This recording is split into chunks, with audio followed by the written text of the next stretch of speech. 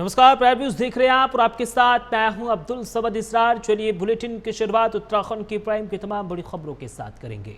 रुद्रपुर के मनोज सरकारी स्टेडियम में आयोजित उत्तराखंड निवेश उत्सव में केंद्रीय गृह मंत्री अमित शाह ने शिरकत की। इस मौके पर उनके साथ मुख्यमंत्री पुष्कर सिंह धामी, विधानसभा अध्यक्ष रितु खंडूरी, सांसद अजय भट्ट और अजय टमटा, विधायक शिव अरोरा, योग गुरु बाबा रामदेव, उद्योगपति पवन अग्रवाल और सुनील राय मंच पर मौजूद रहे। वहीं कार्यक्रम में अमित शाह ने प्रदेश में निवेश को लेकर उद्यमियों को संबोधित किया और राज्य की संभावनाओं की सराहना की। इस दौरान गृह मंत्री ने 126 करोड़ रुपए की लागत से बनने वाले 2 कामकाजी महिला छात्रावासों का भी शिलान्यास किया।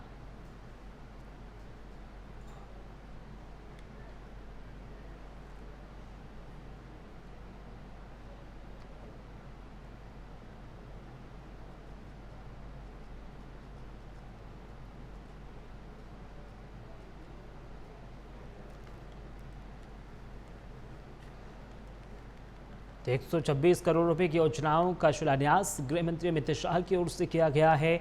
अमित शाह ने कहा है कि प्रदेश में निवेश को लेकर उद्यमियों को उन्होंने संबोधित किया और उन्होंने कहा कि राज्य की संभावनाओं की लगातार सराहना की जा रही है। गृह मंत्री ने 126 करोड़ रुपए की लागत से बनने वाले 2 कामकाजी महिला छात्रावासों का शिलान्यास भी किया है। इस दौरान उन्होंने धामी सरकार की भी जमकर प्रशंसा की है।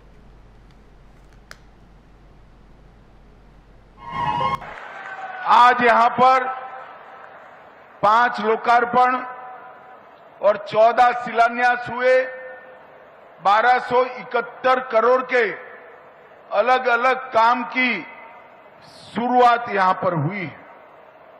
भाइयों बहनों, जब उत्तराखंड के वासी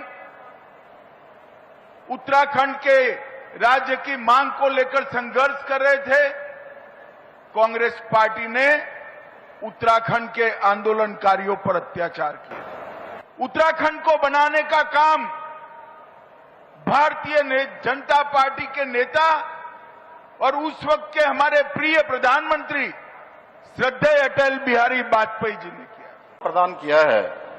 यह आपकी नेतृत्व क्षमता और संकल्प का परिणाम है कि आज देश में आतंकवाद और नक्सलवाद जैसी विघटनकारी शक्तियां सर उठाने का साहस नहीं कर पा रही हैं। इतना ही नहीं, आपके अथक प्रयासों के कारण ही आज देश ने सहकारिता के क्षेत्र में भी नए नए कीर्तिमान स्थापित किए हैं और देश में समग्र विकास की दिशा में मजबूत संस्थागत ढांचा तैयार हुआ है। भाइयों बहनों, आज का अवसर उत्तराखंड की विकास यात्रा में एक महत्वपूर्ण अध्याय के रूप में अंकित हो रहा है। आज आदरणीय गृह मंत्री जी की गरिमामयी उपस्थिति में हम उत्तराखंड ग्लोबल इन्वेस्टमेंट समिट की तीसरी ग्राउंडिंग सेरेमनी कर रहे हैं। खबरों में आगे बढ़ेंगे। उत्तराखंड निवेश उत्सव ने सोशल मीडिया पर धूम मचाई है। सोशल मीडिया एक्स पर देश भर में ट्रेंड करता रहा है। कई यूजर्स ने सीएम धामी को कहा है कि कुशल प्रशासक बड़े पैमाने पर यानी निवेश की ग्राउंडिंग को संभव बनाया है। देखिए, मुख्यमंत्री पुष्कर सिंह धामी की ओर से ये तमाम बड़े और अहम कदम उठाए जा रहे हैं उत्तराखंड को नंबर 1 बनाने के लिए। और अब यहाँ पर जो प्रशंसक हैं उन्होंने सोशल मीडिया पर यानी सीएम धामी की कुशल क्षेम को जाना है। उन्होंने कहा है कि बड़े पैमाने पर निवेश की ग्राउंडिंग को सफल बनाया है। यानी उत्तराखंड निवेश उत्सव ने सोशल मीडिया पर धूम मचाई। सोशल मीडिया एक्स पर देश भर में ट्रेंड करता रहा है। चलिए खबरों में आगे बढ़ेंगे। नोएडा निवासी भोले भक्त राम अवतार बीते 18 वर्षों से उत्तराखंड के प्रवेश द्वार गुरुकुल नारसन के पास स्थित शिव मंदिर मोहम्मदपुर जट में लगातार कांवड़ यात्रा के दौरान भंडारा चला रहे हैं। इस वर्ष भी वो 11 जुलाई से 22 जुलाई तक भक्तों की सेवा में लगे हैं। राम अवतार का कहना है कि वह हरिद्वार के किसी क्षेत्र में सेवा करना चाहते थे, जिसके चलते उन्होंने मोहम्मदपुर जट स्थित इस शिव मंदिर को चुना। तब से वो हर वर्ष यहां आकर शिव भक्तों के लिए भोजन, जल और अन्य सुविधाएं उपलब्ध कराते हैं। कोरोना काल के 2 वर्षों को छोड़कर ये सेवा कार्य लगातार जारी है। उनका उद्देश्य है कि कोई भक्त भूखा न लौटे और हर वर्ष उनकी सेवा में कोई कमी न आए। ऐसा है, वैसे तो ये भंडारा भाई 18 साल हो गए हमें करते करते, जो यहाँ ऑलरेडी जब से हम आए हैं ये चल रहा है। ये 11 तारीख सुबह से ऑलरेडी भंडारा चल रहा है और 22 तक भंडारा चलेगा हमारा, ये भंडारे का कार्यक्रम है। किस तरह सेवा भाव रखते हैं? सेवा भाव तो पूरे समर्थक में ही है, जैसा ऊपर वाले की मर्जी है। खाना चाय खाने 2 टाइम खाना और चाय 2 टाइम, ये हम ऑलरेडी पूरा चलता सब कुछ है। अभी खाना हमारा लगभग 4:30-5 बजे तक चलेगा, फिर चाय चलती है। जनसंघर्ष मोर्चा ने सामाजिक न्याय और प्रशासनिक जवाबदेही को लेकर एक बार फिर से सख्त रुख अपनाते हुए विकासनगर तहसील में प्रदर्शन किया। मोर्चा अध्यक्ष एवं GMVN के पूर्व अध्यक्ष रघुनाथ सिंह नेगी के नेतृत्व में प्रतिनिधिमंडल ने 3 पूर्णतः विकलांग जनों के लिए महीनों से अटके आर्थिक सहायता चेकों को लेकर प्रशासन को कटघरे में खड़ा किया। नेगी ने बताया कि सरकार ने आर्थिक सहायता की मंजूरी दे दी थी, फिर भी 6 से 7 महीनों से केवल आश्वासन दिए जा रहे हैं। इस लापरवाही से त्रस्त होकर मोर्चा विकलांग जनों को साथ लेकर तहसील पहुंचा और प्रशासन की संवेदनहीनता के खिलाफ आवाज उठाई।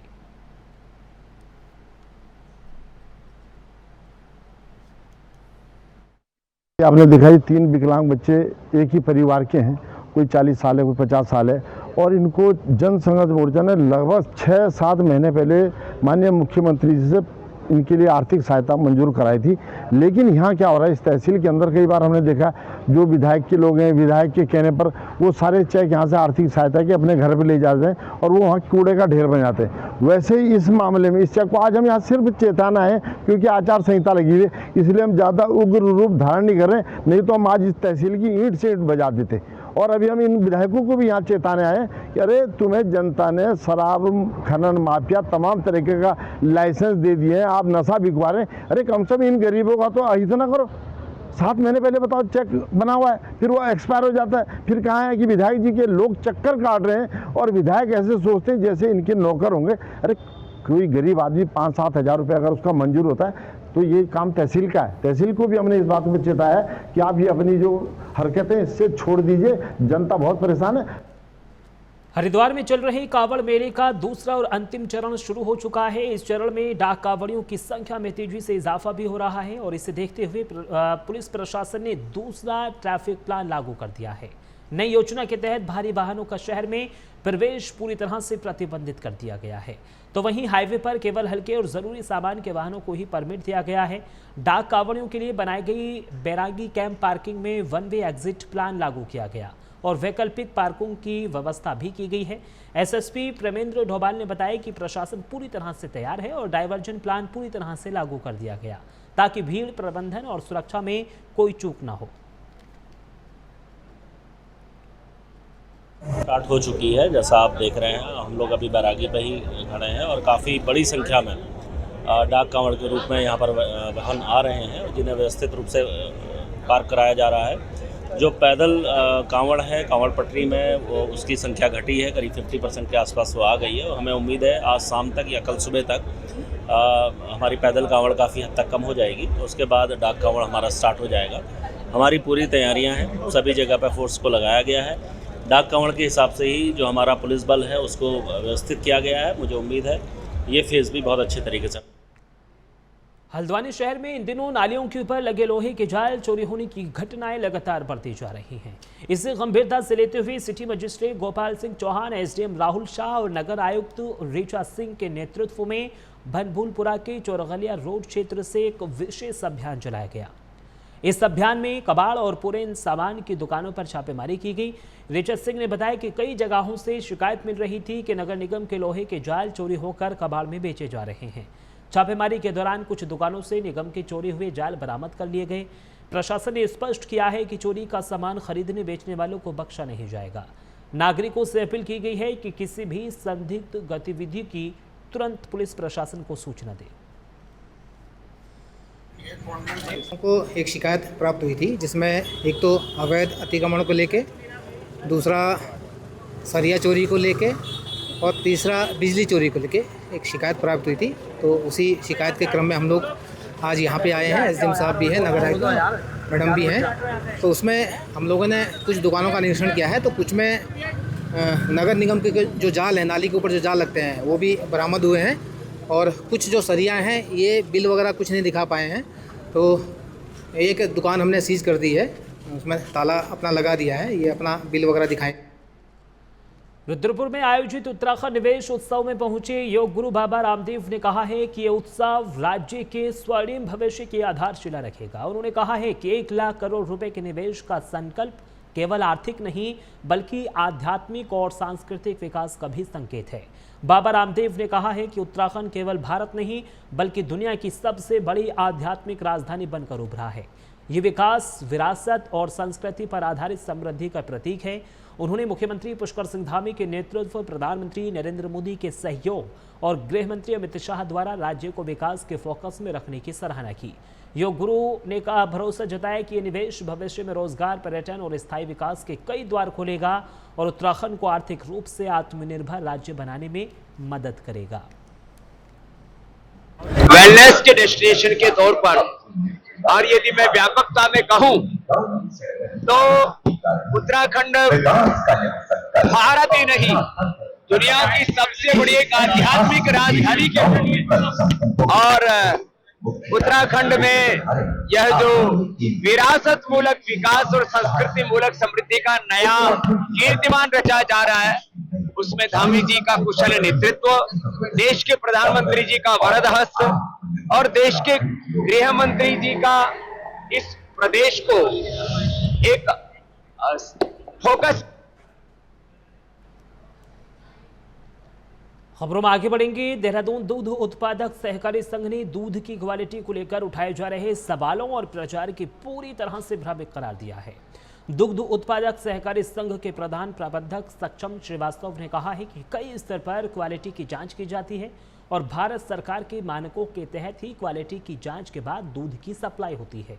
उन्होंने कहा कि कई तरह की भ्रामक खबरें इसको लेकर फैलाई जा रही हैं। उन्होंने कहा है कि किसान जब दूध लेकर आते हैं तो उसकी सभी तरह की क्वालिटी टेस्टिंग की जाती है और टेस्टिंग में सही दूध होने पर ही उसको लिया जाता है, तभी उसकी पेमेंट की जाती है। अब इसको मैं क्या कहूँ कि ये देखिए, ये बातें अभी क्योंकि ये जांच का हिस्सा है, जांच होने पर ही मैं किसी का नाम लेना चाहूंगा। जी बिल्कुल हो सकते हैं, परंतु ये इसकी पूरी जांच होगी। जो डिपार्टमेंटल प्रोसीजर्स हैं और जो हमारे पास हैं मतलब ओपन ऑप्शंस हैं, वो सारे के सारे ओपन हैं, वो सारे। अगली खबर रुड़की से है, जहां बीजेपी के वरिष्ठ नेता और उद्यमी को डराकर रंगदारी मांगने वाला हिंदुवादी संगठन का नेता को भगवानपुर पुलिस ने गिरफ्तार कर जेल भेज दिया। इसको लेकर पीड़ित बीजेपी नेता ने उत्तराखंड पुलिस का शुक्रिया अदा करते हुए तारीफ की है। दरअसल आपको बता दें कि उप के सहारनपुर जिले के बीजेपी वरिष्ठ नेता और उद्यमी साहब सिंह पुंडेर और उनके भाई योगेश पुंडेर के साथ पिछले कुछ दिनों से खुद को हिंदुवादी संगठन का नेता बताने वाले रंगदारी और ब्लैकमेलिंग करने में लगा हुआ था। इसके बाद पुलिस ने कार्रवाई करते हुए पंकज सैनी को गिरफ्तार कर लिया है।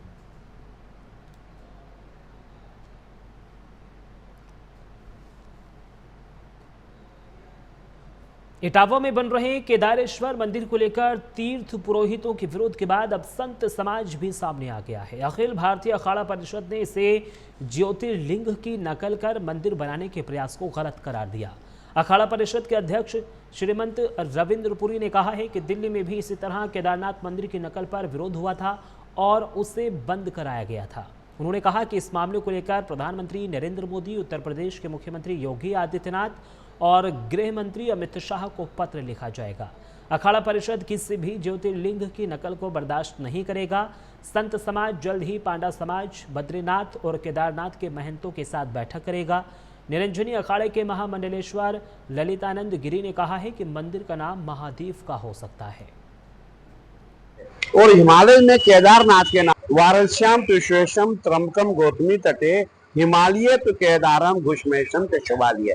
देखिए, हमारे यहाँ वाराणसी में साक्षात भगवान भोलेनाथ बैठे हुए हैं काशी विश्वनाथ के नाम से, और हिमालय में केदारनाथ के नाम से हमारे शंकर भगवान जी बैठे हुए हैं। ज्योतिर्लिंग हमारा है। और आपने देखा होगा, हमने भी जब इटावा के फोटो देखे, बिल्कुल हूबहू जैसे हमारे केदारेश्वर महादेव है, हमारा केदारनाथ है, वैसे ही उन्होंने मंदिर बनाया हुआ है। आगामी 26 जुलाई को कारगिल विजय शौर्य दिवस जिले में बड़े ही हर्षोल्लास के साथ मनाया जाएगा। इसकी तैयारी के लिए आज नगर निगम सभागार में अपर जिलाधिकारी विवेक राय ने विभिन्न विभागों के अधिकारियों के साथ बैठक की है। उन्होंने बताया कि इस दिन देश के वीर शहीदों को श्रद्धांजलि दी जाएगी और कारगिल युद्ध के शहीदों के परिवार वालों और घायल सैनिकों का सम्मान भी किया जाएगा। इस मौके पर सांस्कृतिक कार्यक्रम भी आयोजित किए जाएंगे। 26 जुलाई को जिले के सभी स्कूलों और विभिन्न स्थानों पर विशेष कार्यक्रम होंगे।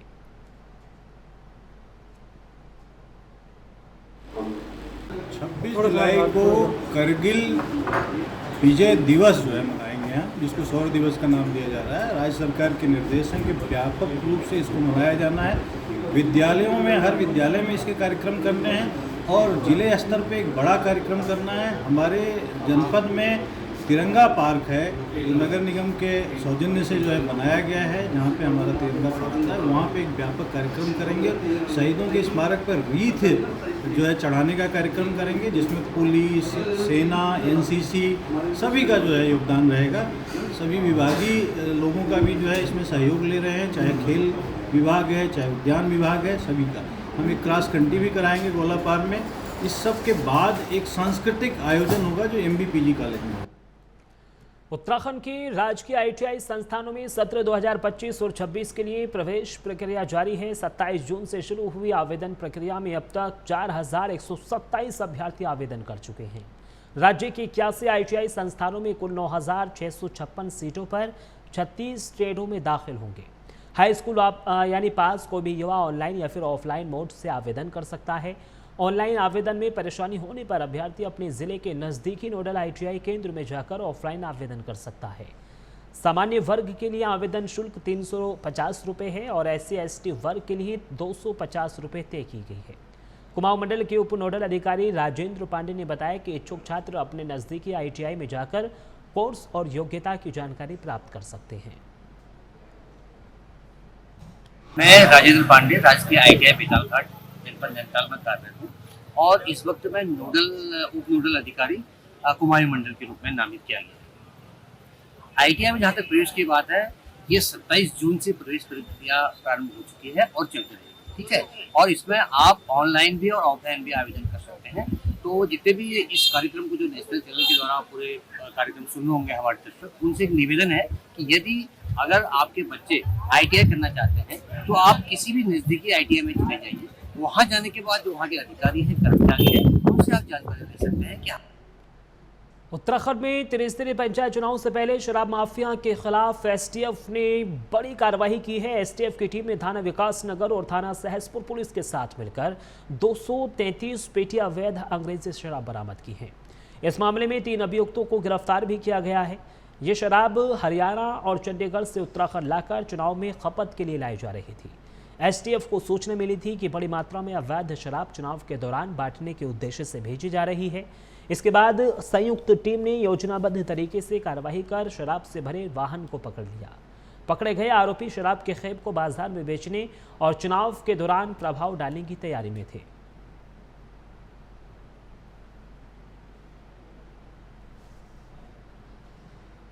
चलिए खबरों में आगे बढ़ेंगे। सहसपुर जमीन घोटाले मामले में प्रवर्तन निदेशालय यानी ED ने कांग्रेस के वरिष्ठ नेता और पूर्व कैबिनेट मंत्री डॉक्टर हरक सिंह रावत और उनकी पत्नी दीप्ति रावत के खिलाफ चार्जशीट दाखिल कर दी है। इस कार्रवाई के विरोध में डॉक्टर हरक सिंह रावत यानी देहरादून स्थित कांग्रेस मुख्यालय में प्रेस वार्ता करने पहुंचे। उन्होंने इसे पूरी तरह से झूठा और फर्जीवाड़ा करार दिया। डॉक्टर हरक सिंह रावत ने साफ कहा है कि अगर वो 0.1% भी गलत साबित हुए तो राजनीति से संन्यास ले लेंगे। उनका कहना है कि ED ने बिना आधार के उनके खिलाफ चार्जशीट दायर की है। उन्होंने ये भी स्पष्ट किया है कि जिस जमीन को लेकर सवाल उठाए जा रहे हैं वो पिछले 50 साल से सुशीला रानी के नाम पर दर्ज है। यदि उन्होंने मंत्री रहते हुए खुद जमीन पंजीकृत कराई होती तभी यह आरोप सही होता। फिलहाल ED की कार्रवाई पर राजनीति गर्म है और ये मामला चर्चा का विषय बना हुआ है कि 99.9% है। अगर मैं 0.1% भी गलत निकल गया तो मैं राजनीतिक जीवन से संन्यास ले लूंगा, सार्वजनिक जीवन से संन्यास ले लूंगा। लेकिन जो अधिकारी, ED के वो अधिकारी जिन्होंने फर्जी चार्जशीट मेरे खिलाफ दायर की है, खून हुआ ही नहीं, कह रहे खून कर दिया। अरे 2002 में अगर मैंने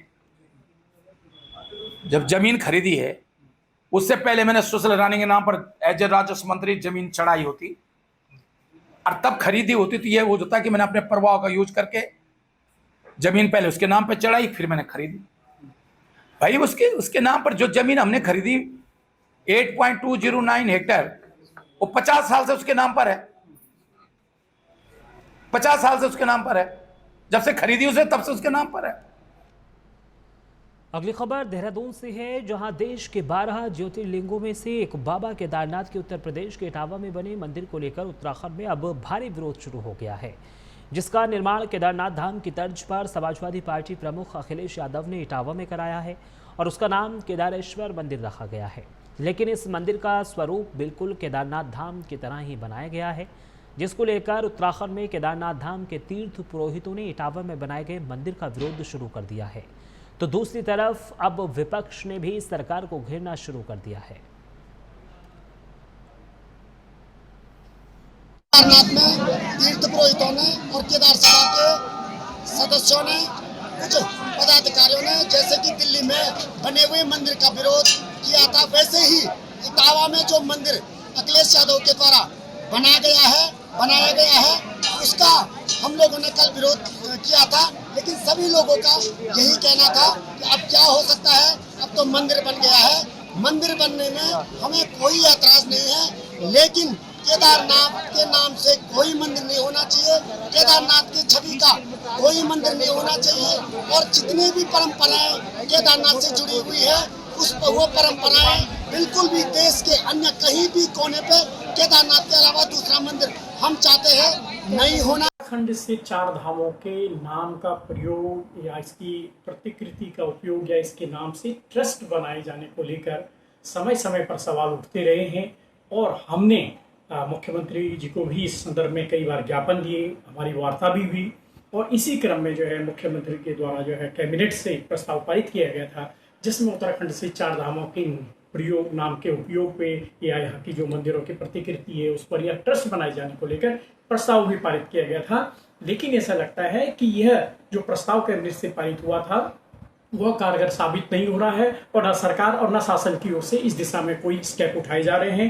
पहले दिल्ली में पिछले साल केदारनाथ मंदिर निर्माण को लेकर सवाल उठे थे, फिर उसके बाद तेलंगाना में दक्षिण केदारनाथ मंदिर निर्माण पर सवाल उठे थे और अब जो एक नया मामला सामने आ रहा है वो उत्तर प्रदेश के सैफई में है, जहां पर केदारनाथ मंदिर की पूरी प्रतिकृति के साथ ही साथ जो है जो मंदिर के अंदर का जो भारत के 12 ज्योतिर्लिंगों में से सबसे प्रसिद्ध धाम केदारनाथ धाम का प्रतिबिंब अब उत्तर प्रदेश के इटावा में देखने को मिलेगा। इस तरीके की चर्चा इस समय बनी हुई है क्योंकि उत्तर प्रदेश के पूर्व मुख्यमंत्री अखिलेश यादव ने इटावा में एक मंदिर बनाया है जो कि हूबहू केदारनाथ मंदिर जैसा है और उसका नाम केदारेश्वर मंदिर रखा गया है, जो कि एक चर्चा का विषय इस समय बना हुआ है और अब उसको लेकर विरोध प्रदर्शन भी देखने को मिल रहा है।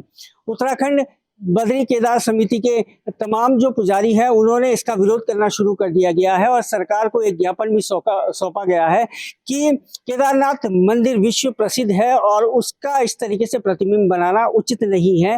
हालांकि पहले भी ये घटना हो चुकी है, दिल्ली में भी एक इसी तरीके की कोशिश की गई थी, हालांकि उसको अब रोक दिया गया है। इन सभी चीज़ों के लिए कैबिनेट में भी प्रस्ताव लाया जा चुका है। उत्तराखंड की कैबिनेट में ये प्रस्ताव आया था जिसमें कि कहा गया था कि जो भी उत्तराखंड के प्रसिद्ध मंदिर है उनका किसी तरीके का प्रतिबिंब या उनका अक्ष किसी और जगह नहीं बनाया जा सकता। लेकिन चूंकि उत्तराखंड की सरकार ने ये डिसीजन लिया है और उस कैबिनेट का दायरा भी उत्तराखंड तक सीमित है।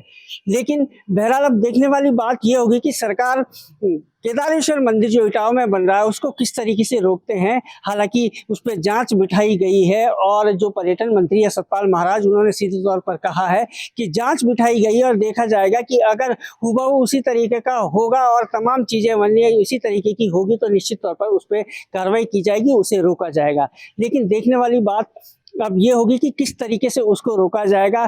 क्या एक बार फिर से जो है केदारनाथ मंदिर के लिए यहाँ पर विरोध प्रदर्शन देखने को मिलेगा और यूपी सरकार इस पर किस तरीके का एक्शन लेती है। अपने सहयोगी राहुल के साथ मदन सिंह, प्राइम न्यूज़, देहरादून।